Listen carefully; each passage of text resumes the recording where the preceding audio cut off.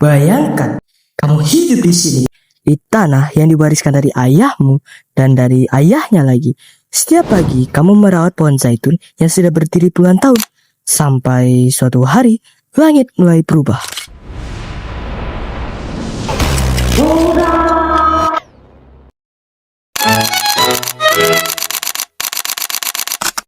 Sebelum konflik modern, tanah ini sudah dihuni selama ribuan tahun. Sekitar 3000 tahun yang lalu, sekelompok bangsa laut yang disebut Sea Peoples datang ke wilayah Kanaan. Salah satu kelompoknya dikenal sebagai Peleset yang dikaitkan dengan bangsa Filistin yang tinggal di pesisir Kanaan. Dari bangsa Filistin inilah muncul nama wilayah yang kemudian dikenal sebagai Palestina. Selama berabad-abad, tanah ini dikuasai oleh berbagai kerajaan, yaitu Romawi, Bizantium, hingga akhirnya Kesultanan Ottoman.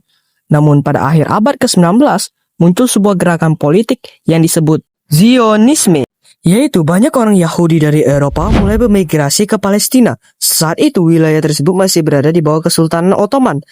Lalu pada saat itu, pada tahun 1917, Inggris mengeluarkan Balfour Declaration, sebuah janji untuk mendukung pembentukan tanah nasional Yahudi di Palestina. Masalahnya, di tanah itu sudah hidup ratusan ribu orang Arab Palestina. Ketika negara Israel diproklamasikan pada tahun 1948, perang besar pun terjadi. Ratusan ribu orang kehilangan rumah mereka, sebagian mengungsi dan sebagian lagi terus bertahan di tanah itu hingga hari ini. Dan sejak saat itu, konflik ini tidak pernah benar-benar selesai.